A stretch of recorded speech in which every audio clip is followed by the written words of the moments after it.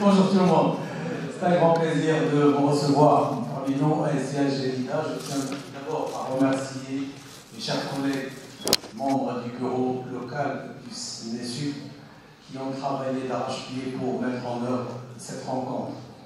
Cette rencontre, normalement, rentre dans le cadre d'un débat, d'une concertation et aussi d'une discussion à propos d'une thématique qui a attiré pas mal de débats, de commentaires, non seulement au niveau des chercheurs, mais aussi au niveau des politiques publiques. C'est une rencontre qui nous a permis non seulement de vous recevoir et de partager avec vous un certain nombre de choses concernant la politique publique en matière de formation des enseignants, mais aussi pour discuter et pour partager certaines choses qui normalement qui sont au-devant de la scène en matière de la formation. Et nous sommes ici tous et toutes pour valoriser une telle démarche, une telle entreprise prise par notre bureau local du syndicat. Et je tiens à dire qu'il n'y a pas une autre intention qui nous réunit au-delà ou bien hors de cette discussion et de ce débat-là. Il faut être un aveugle ou bien un détraqué pour ne pas comprendre ça. Je ne vais pas m'attarder sur ça et je vais directement à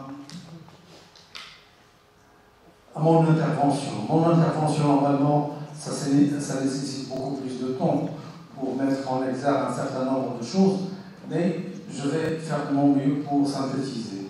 Donc il y aura une introduction, quelques événements clés qui ont marqué le processus de la formation des enseignants, des questions phares auxquelles j'essaie cette communication de répondre. Il y aura aussi une analyse de l'existant en matière de formation et d'enseignement pour les enseignants, quelques enjeux actuels en matière de formation, des enjeux et des défis à relever pour pouvoir installer vraiment une professionnalisation des enseignants. Il y a aussi des obstacles qui entravent cette professionnalisation, des obstacles qui sont reliés à des ressources qui profitent de cette formation, c'est-à-dire je fais allusion aux stagiaires eux-mêmes, mais aussi il y a des obstacles qui sont liés à ce dispositif de formation lui-même. Il y aura aussi ensuite des fondements de la professionnalisation, des principes sur lesquels se base toute professionnalisation de l'enseignement ou de la formation. Et avant-dernier point, c'est le nouveau paradigme de la formation qui est actuellement débattu et en vogue au niveau des pays développés. Et je fais allusion aux pays de l'OCDE. Et enfin, une conclusion.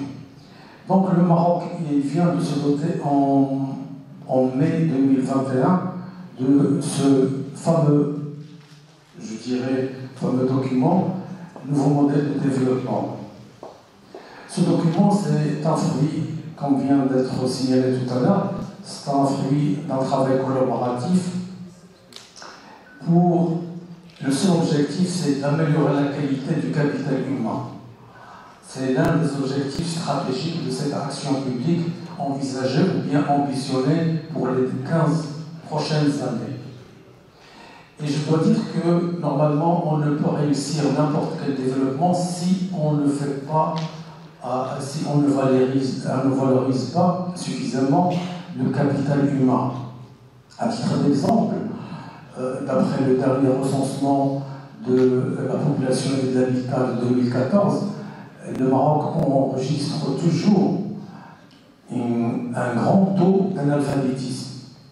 Il est estimé en 2014 à 32,2% de la population marocaine qui est analphabète.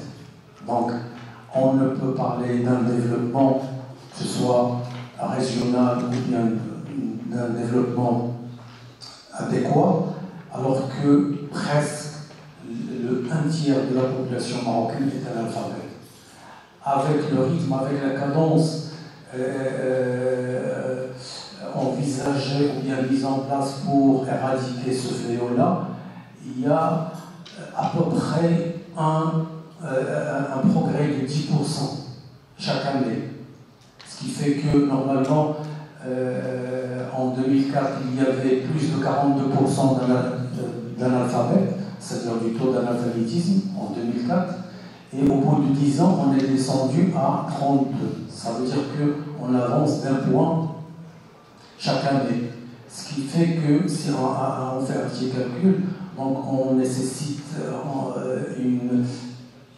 plus de, je dirais, de 20 ans pour éradiquer l'analphabétisme. Actuellement, ça devrait être aux environs de 20-22% du taux d'analphabétisme. Donc, autrement dit, c'est qu'on ne peut réussir tout développement si la société marocaine elle est toujours handicapée par cet analphabétisme. Les recommandations de la commission spéciale en lien avec cet objectif stratégique, c'est-à-dire le développement du capital humain, ces recommandations s'alignent avec les objectifs et le contenu de la loi cadre 51-17. Donc, il faut toujours œuvrer de manière à ce que la qualité de la formation soit valorisée pour pouvoir instaurer une formation de qualité. Mais j'aimerais bien souligner une chose très importante, c'est qu'on se demande parfois pourquoi est-ce que toutes les réformes qui ont été envisagées ou bien entreprises dans notre pays avaient échoué en matière d'enseignement et d'éducation. Eh bien, tout simplement, à mon sens, et d'après les résultats d'un certain nombre d'études qui ont été effectuées récemment, c'est qu'on ne peut réussir toute réforme alors que le clivage social est installé et consommé, et aussi une fois qu'il y a cet abîme qui sépare le monde rural et le monde urbain. Autrement dit, on ne peut réussir n'importe quelle réforme si on n'arrive pas à endiguer ce clivage social, si on n'arrive pas à améliorer les conditions de vie des gens qui vivent à la campagne, si on n'arrive pas à améliorer la qualité de notre enseignement, si on n'arrive pas à créer des opportunités de travail pour le jeune diplômé, etc., etc. Donc, il faut d'abord améliorer les conditions de vie de la population marocaine et surtout au niveau des classes et des souches sociales défavorisées avant de pouvoir instaurer une certaine ou bien n'importe quelle réforme. Depuis une quinzaine d'années, les discours scientifiques et institutionnels s'intéressent au monde de la formation, examinent,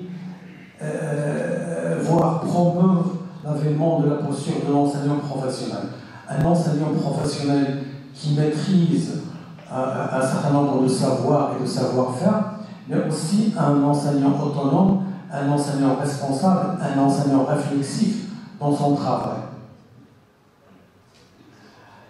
Cette posture de la professionnalité, elle serait façonnée, entre autres, par une formation initiale, fondée sur des normes professionnelles, et par l'engagement des enseignants, que ce soit à titre individuel ou collectif, dans une démarche de développement professionnel continu.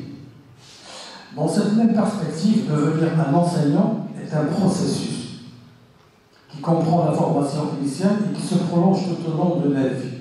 Donc, j'aimerais bien souligner que si on veut instaurer une professionnalisation dans nos institutions qui sont chargées de former les futurs enseignants, normalement, il faut voir le métier d'enseignant et la profession d'enseignant comme toutes les autres professions.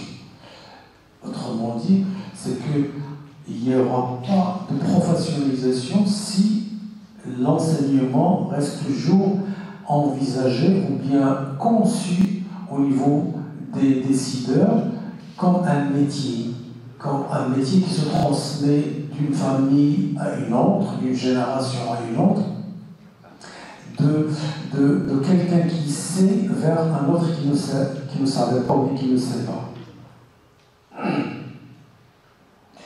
Donc l'enseignement, c'est une profession qui doit être toujours développée et de manière continuelle, de manière à ce que chaque enseignant il est censé développer ses compétences tout au long de la vie, et non pas seulement une fois qu'il est dans cet établissement de formation. Et ça, c'est très important comme principe. La formation, quelques événements clés qui avaient marqué dernièrement, bien dans les 10 dernières années, qui avaient marqué le cursus et le processus de la formation. D'abord, il y avait un grand bouleversement qu'ont connu les CRMF en 2015, juillet 2015. D'abord, c'est la réduction des bourses mensuelles des stagiaires. Deuxièmement, le décret 589 visant à séparer la formation du recrutement, mettant ainsi fin avec l'intégration automatique des stagiaires dans la fonction publique qui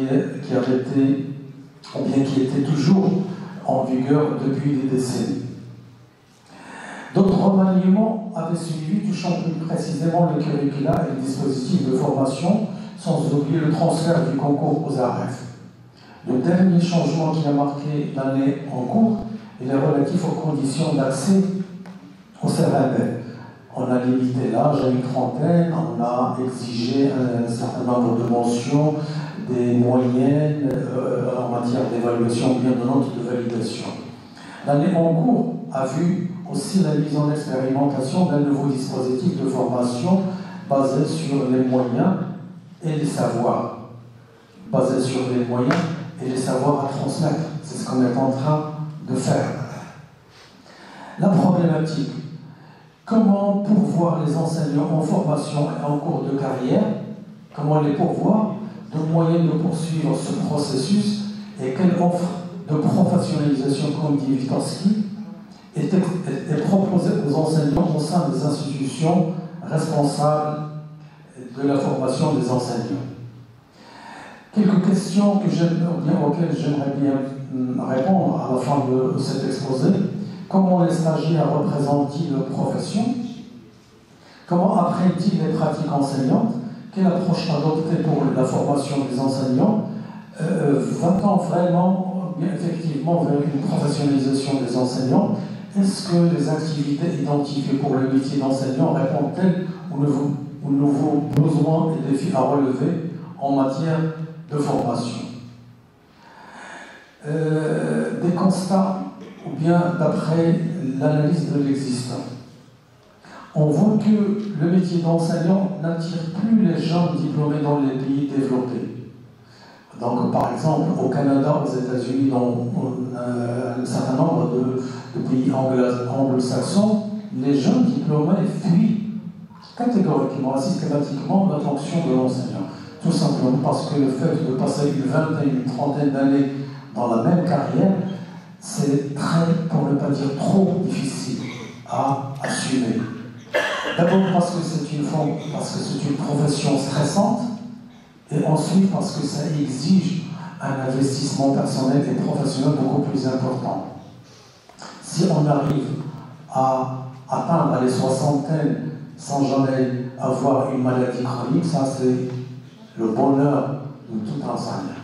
Malheureusement, ce n'est pas le cas. Donc, cependant, il y a un paradoxe. Cependant, chez nous, ce métier, il attire de plus en plus de jeunes diplômés. Tout simplement parce que, vu la crise de l'embauche, du recrutement, vu les problèmes du développement et le taux de croissance qui est toujours faible dans notre pays, ce qui fait qu'un certain nombre de jeunes diplômés n'arrivent pas à décrocher un boulot. Et c'est ce qui explique cet engouement vers, bien sûr, l'enseignement. La majorité des jeunes diplômés,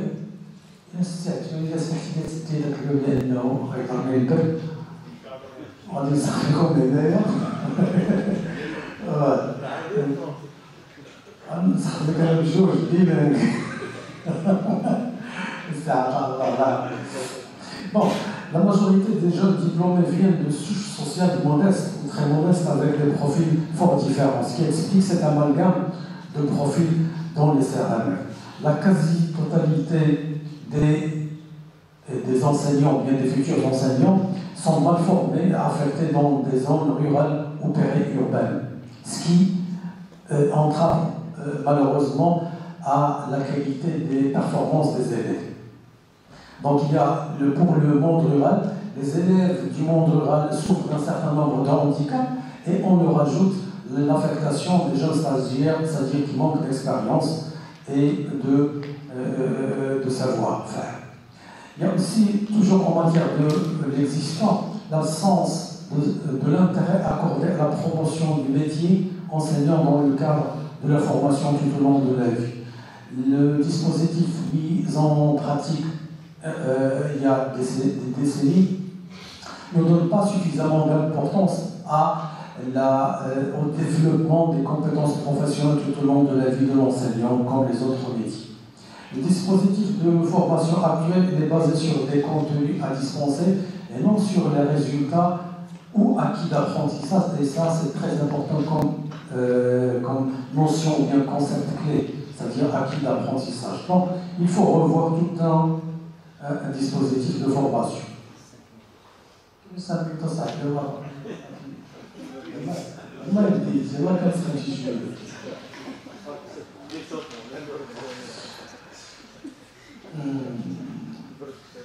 Former des enseignants, c'est les préparer à une longue carrière. Donc, ce qui se passe actuellement dans les CRMF, c'est qu'on envisage une formation professionnelle de courte durée, voire de quelques mois. Donc, le stagiaire est censé être opérationnel en un temps record.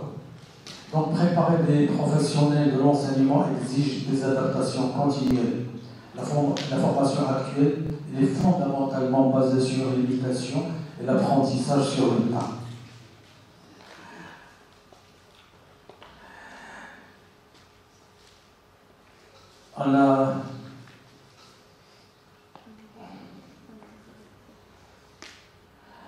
Il y a pour les enjeux, pour pouvoir réussir cette formation des enseignants, il y a des enjeux à relever, des défis à relever, à surmonter.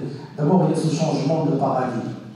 Un changement de paradigme s'avère nécessaire par rapport aux pratiques dominantes dans le contexte actuel. Un changement de paradigme consiste à conduire l'ingénierie de formation dans une logique de résultat, c'est-à-dire les acquis d'apprentissage, et non pas dans une logique de moyens, c'est-à-dire contenu de la formation, comme c'est le cas actuellement. L'apprentissage de la formation dans nos centres de formation s'effectue par imitation.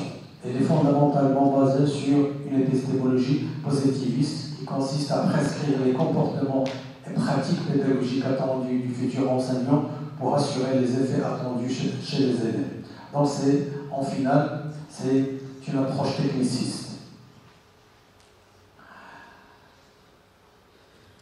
C'est aussi, je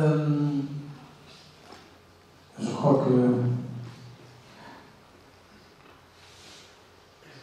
le cadre conceptuel souhaité pour la conduite de l'ingénierie de la formation et la conception du dispositif pédagogique s'appuie sur la mobilisation de l'approche par compétences arrimée à une ingénierie de la certification fondée sur les acquis d'apprentissage, à l'instar des pays ayant adopté les approches modernes visant à mettre en place un système national de certification, comme ça a été mentionné dans la loi cadre 51-17.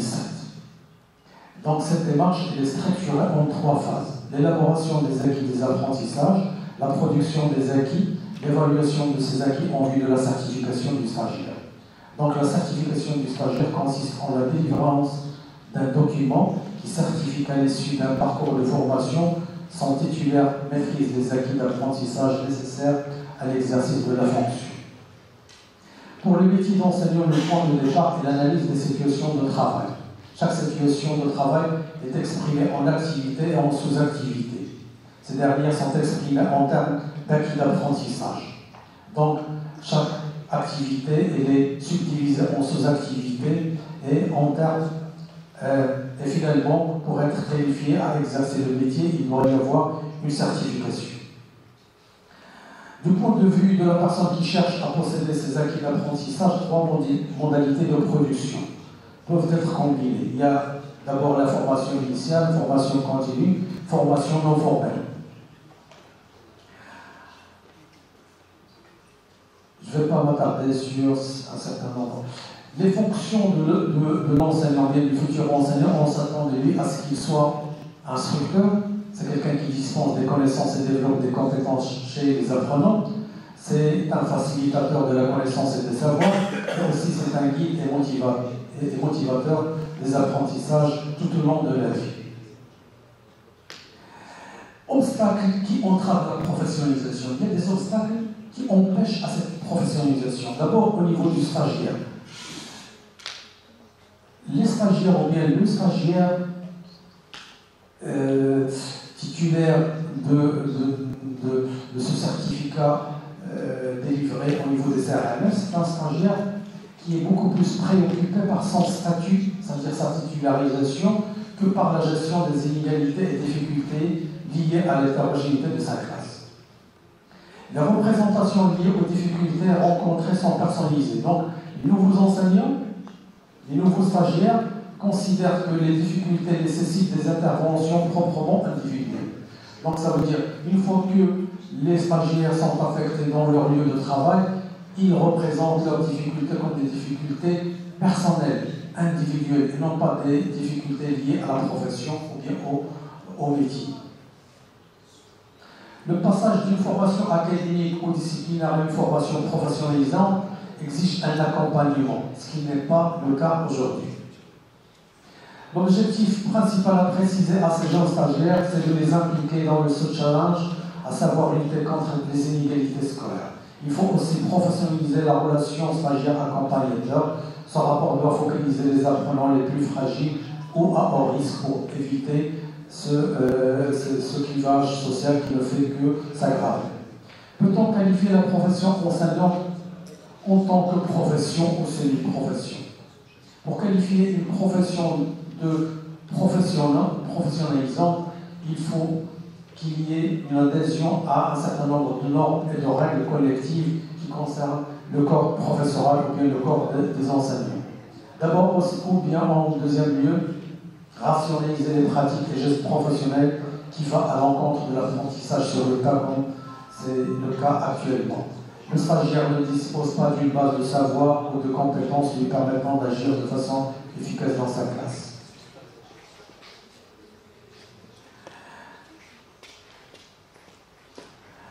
La quasi-totalité des stagiaires récemment recrutés sont affectés dans des zones et ils sont laissés pour compte, c'est ce qu'on appelle apprendre sur le tas. Donc ils vont se fier à leur expérience directe plus qu'à une base d'acquis d'apprentissage et savoir scientifique. Ils vont manquer d'une marge d'autonomie. C'est vrai que cette autonomie est beaucoup plus impressionnante dans le cycle primaire et est moins ressentie dans le supérieur, mais c'est toujours il y a toujours une marge très limitée ou bien réduite de cette autonomie. L'enseignant reste en fine, ou bien in fine, un fonctionnaire de la REF, faiblement formé, esclave d'un programme détaillé jusqu'au temps imparti à chaque séance, soumis à des inspections, à une réglementation administrative stricte, ce qui réduit systématiquement son autonomie. L'autorité professionnelle au lieu d'autorité administrative. Donc on assiste à une autorité professionnelle, plutôt administrative, qui repose sur des directives, qui repose sur des intentions limitées et encore moins sur le savoir et la créativité chez l'enseignant. Le professionnel, pour pouvoir parler de professionnel, il faut qu'il soit autonome, qu'il soit responsable devant ses pairs, comme c'est le cas des architectes, des médecins, des avocats, parce qu'ils ont un ordre national. On a l'ordre national des médecins, l'ordre national des avocats, donc le professionnel, il se fie, mais il partage un certain nombre de normes, de connaissances, de savoir avec ses pairs, cet ordre-là professionnel, c'est lui qui dirige, c'est lui qui réglemente, c'est lui qui sanctionne le professionnel et non pas une autre autorité administrative. Je vais passer directement un nouveau paradigme. Le nouveau paradigme, la formation actuelle des futurs enseignants est fondamentalement basée sur une approche descendante, c'est-à-dire à partir de savoirs issus principalement des didactiques disciplinaires qu'il faudra appliquer dans les classes et non sur une approche ascendante basée sur l'acquis d'apprentissage, c'est-à-dire les résultats.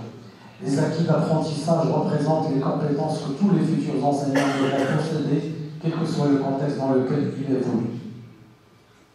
Et vous voyez que, normalement, on a d'un côté les acquis d'apprentissage prescrits et nous avons de l'autre les acquis d'apprentissage validés. Donc il n'y a pas de validation, il n'y a pas de certification pour nos lauréats actuellement des RMF. On ne fait que les former, on ne fait actuellement que dispenser des savoirs, des contenus qui vont d'une manière ou d'une autre appris par les stagiaires et qui, ces derniers-là, ils vont être laissés pour compte ou bien ils vont être affectés dans des zones et laissés pour compte sans aucune validation ou aucune certification, alors que la loi cadre 51-17, elle affirme que chaque profession, bien chaque professionnel doit d'abord être certifié par une autorité compétente avant de pouvoir exercer son métier. Pour finir, 2-3 minutes, Monsieur le Président, l'approche ascendante, ça c'est un nouveau paradigme. La démarche ascendante, elle est basée sur les principes suivants. Concevoir la formation plutôt en référence à l'activité professionnelle type, concevoir des situations problématiques de formation qui mettent les stagiaires en confrontation à cette activité type, agencer les situations conçues pour en faire un contenu de formation et accompagner dans le but d'accéder à l'activité et l'analyser. Donc vous voyez que parler d'ingénierie de la formation, c'est le fait de faire référence à un certain nombre de référentiels. C'est la référentialisation. Donc nous avons un référentiel de compétences et nous avons un référentiel de formation, un référentiel d'évaluation de cette formation et en quatrième élément, un référentiel d'évaluation et de certification. Donc ce sont les quatre composants de cette ingénierie de la formation. Malheureusement, nous n'avons pas suffisamment de temps pour débattre ou bien pour expliquer davantage ces piliers de l'ingénierie de la formation, mais je vous laisse le soin, si jamais il y a des questions, pour avoir plus de connaissances ou bien d'informations là-dessus. En guise de conclusion, voilà, Monsieur le Président, voilà, une minute. C'était juste le temps de lire ma conclusion. Donc le passage lors de la formation d'une démarche intuitive, voire imitative, comme c'est le cas actuellement, à une autre démarche rationnelle exige le changement de paradigme. Passage d'un paradigme basé sur les connaissances et les contenus à un autre paradigme basé sur les acquis d'apprentissage. L'ingénierie de formation des enseignants est forcément corrélée à l'ingénierie de certification, basée sur les acquis d'apprentissage dans le cadre national de certification. La loi cadre 51-17 parle dans un certain nombre de ces articles de ce Conseil national de certification. La certification est le résultat formel d'un processus d'évaluation et de validation obtenu lorsqu'une autorité compétente établit qu'une personne possède des acquis d'apprentissage correspondant à des normes données. Et je vous remercie.